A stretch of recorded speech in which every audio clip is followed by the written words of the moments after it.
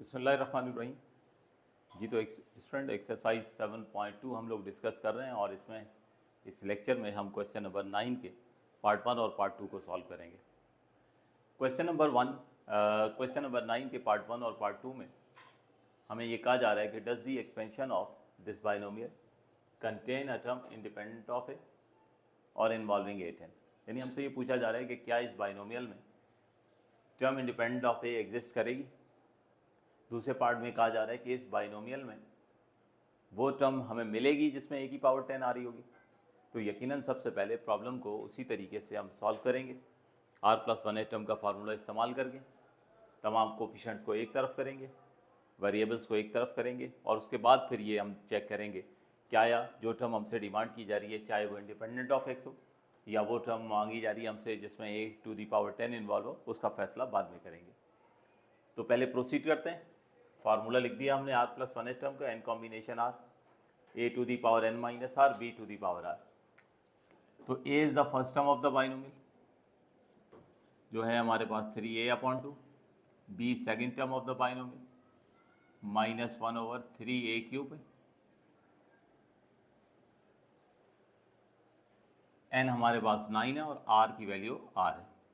अब ये वैल्यूज हम फार्मूले में पुट करते हैं। तो n कॉम्बिनेशन r यानी 9 combination r, a to the power n minus r जो कि 9 माइनस r हो जाएगा, n की वैल्यू 9 है, और b की power r -1/3 a³ whole power r। अब नेक्स्ट स्टेप आप जानते हो कि सारे कोफिशिएंट हमने अलग करने और एक a यहाँ पर है और एक a³ यहाँ पर है, इसको जो है वो एक जगह ले आएंगे। तो first of all 9 combination r as it is लिख दिया, 3/2 to the power 9 minus r, ठीक है, यहाँ कर लिया, यकजा कर लिया इसे, और a की पावर 9 माइनस r जो है एज इट इज लिख दी, ठीक है। 3 और 2 फ्रैक्शन को एक साथ लिख दिया। आप चाहें तो 3 पे पावर 9 माइनस r अलग और 2 पे पावर 9 माइनस r सेपरेट भी लिख सकते हैं, ठीक है। मैंने यकजा कर दिया एक साथ 3/2 जो है, क्योंकि ये कर्ली ब्रैकेट में जाना है। तो 3/2 पे 9 माइनस r पावर अलग लिख ली, a पे पावर 9 माइनस r। इसी तरीके से यहाँ पे न्यूमिनेटर में -1 की पावर r, आपको मालूम है कि इसने तो हमारे रिजल्ट को जो है वो साइन असाइन करनी है, पॉजिटिव या नेगेटिव करना है, तो इसलिए इसको -1 की पावर अलग लिख लिया, -1/3 नहीं लिखा है मैंने, ठीक है। -1 पे पावर r अलग लिख ली, 3 पर पावर r अलग हो गई, और a³ पर पावर r, ये इस तरीके से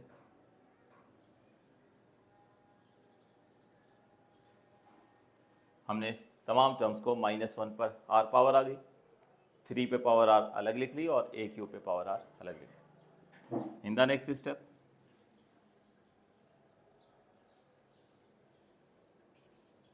r+1 टर्म।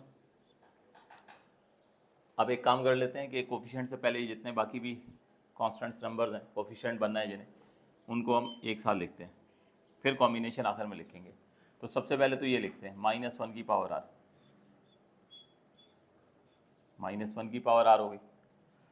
उसके बाद ये लिख लेते हैं 1/3 की पावर r, ठीक है, टिक करते रहा करें ताकि कोई टर्म मिस ना हो। फिर लिख लेते हैं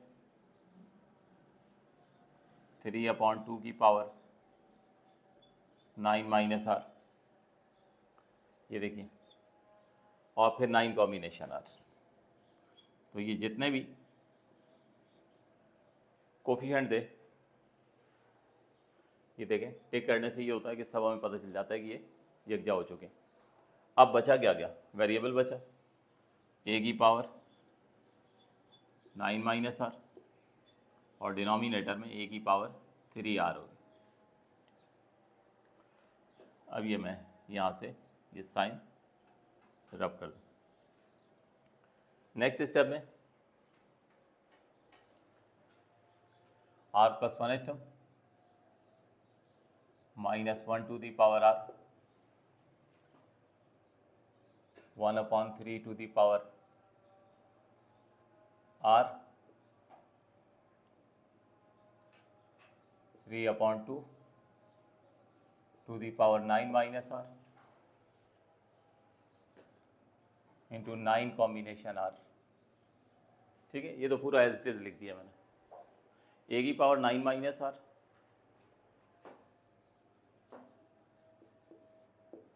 और ए की पावर -3r।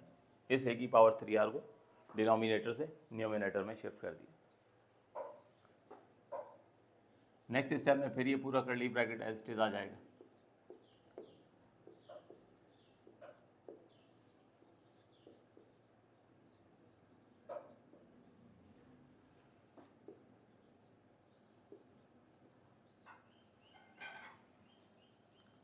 ए की पावर 9 माइनस आर में -3r ऐड हो गया, -1 की पावर आर 1/3 की power r 3/2 to the power 9 minus r into 9 combination r. A to the power 9 minus r -3r r plus 1 atom -1 to the power r 1/3 to the power r 3/2 to the power 9 minus r into 9 combination r. ठीक है, और ये हो गया ए की power 9 minus 4r। इसको नाम दे देते हैं इक्वेशन नंबर 1। और अब हम चलते हैं अपने फाइनल टास्क की तरफ। हमें ये पूछा गया था कि इस बाइनोमियल में इसको अगर हम एक्सपेंड करते हैं तो इसकी जो एक्सपेंशन होगी उसमें term independent of x exist करती है या नहीं करती है। तो for the term independent of x the power of variable must be 0, ये हम जानते हैं। तो यकीनन हम 9 माइनस 4r को 0 से इक्वेट करेंगे और फिर देखते हैं कि r की वैल्यू क्या मिल रही है। तो हेडिंग लिख लेते हैं यहाँ पे,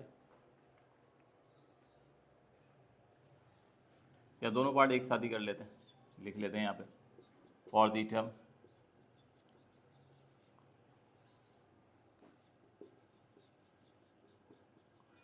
independent of A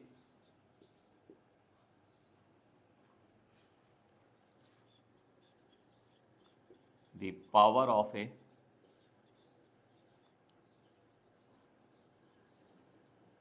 must be 0।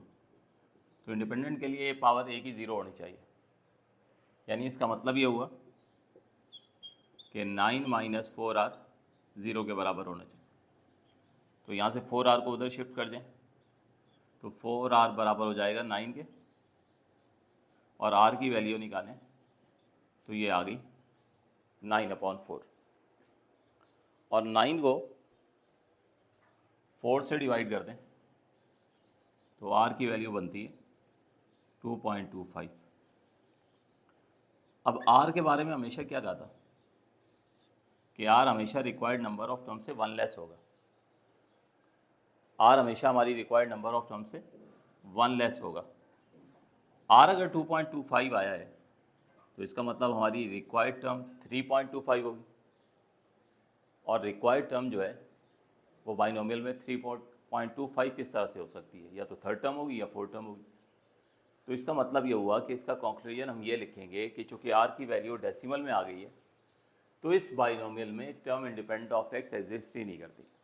ठीक है, तो हमेशा याद रखिए, असल में ये क्वेश्चन कॉन्सेप्ट के लिए question examination point of view से इतना इंपॉर्टेंट नहीं है। MCQs वगैरह में इस बात को डिस्कस कर लिया जाए एक अलग बात है। इससे पहले हम जितने भी क्वेश्चन हम कर चुके हैं, हम r की वैल्यू निकालते थे तो r की वैल्यू हमेशा इंटीजर में आती थी। तो ये इन्होंने 2 क्वेश्चन असल में सेपरेट कर दिए हैं और ये सिखाने की कोशिश की है कि r की वैल्यू कभी भी डेसिमल में नहीं आ सकती। इसी तरह से r की वैल्यू नेगेटिव भी नहीं हो सकती। सेकंड पार्ट में आप देखेंगे कि r की वैल्यू नेगेटिव आ जाएगी, तो उस सूरत में भी फिर वो टर्म जो है वो एग्जिस्ट नहीं करती है जो डिमांड की जा रही है। तो पैरेलल इसको कंप्लीट कर लें तो फिर दूसरा भी कर लेते हैं। तो सिंस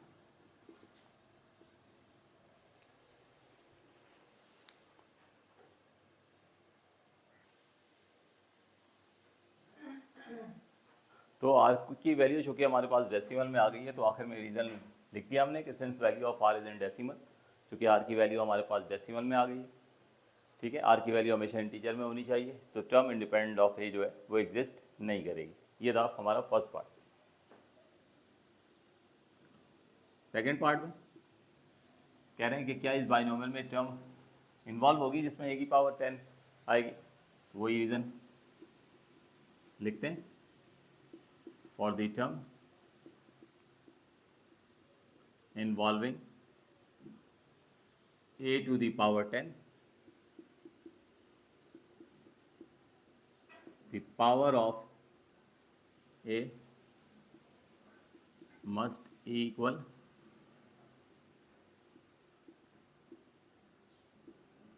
to 10। तो देयरफॉर ये जो a की पावर आई है 9 माइनस 4r, इसको 10 से इक्वेट करता है। 9 minus 4r is equals to 10। तो 10 को इस तरफ शिफ्ट करें तो 9 माइनस 10 इक्वल्स टू 4r, और 4r की वैल्यू -1 होगी। अब यहाँ से r की वैल्यू निकालें तो -1/4 यानी -0.25। तो देखें इसका जवाब भी वही हुआ। यहाँ पर r की वैल्यू आ गई थी इंटीजर में, और यहाँ पे r की वैल्यू आ गई थी नेगेटिव। तो r की वैल्यू हमेशा पॉजिटिव इंटीजर में होनी चाहिए, ठीक है। r की वैल्यू जो होगी वो हमेशा पॉजिटिव इंटीजर होगी। तो इसका रीज़न भी यही है। हम यहाँ पे लिख देंगे कि वो टर्म जो डिमांड की जा रही है सेकंड टर्म में, यानी वो टर्म जो है वो एग्जिस्ट करती है या नहीं करती, ये पूछा गया था। हमने टर्म फाइंड आउट नहीं करनी थी, अगर एग्जिस्ट करती तो फिर भी सोचा जा सकता था फाइंड आउट करने का। सिर्फ ये कॉन्सेप्ट बिल्डिंग के लिए ये क्वेश्चन था। इसमें कहा गया था कि आप जो है सिर्फ ये बता दीजिए कि term independent of x exist करती है या नहीं, या वो टर्म एग्जिस्ट करती है या नहीं जिसमें ए की पावर 10 इन्वॉल्व है। तो आर की वैल्यू डेसिमल में आ गई, तो उस सूरत में भी हमने कह दिया पॉजिटिव डेसिमल में आई है, ठीक है। 2.25 इंटीजर नहीं आई है, तो हमने कह दिया कि term independent of x exist नहीं करती। इसी तरह से सेकंड पार्ट में भी चूँकि आर की वैल्यू नेगेटिव आ गई है, तो वो टर्म इन्वॉल्विंग A10 जो है वो एग्जिस्ट नहीं करेगी। तो रीज़न लिख देते हैं।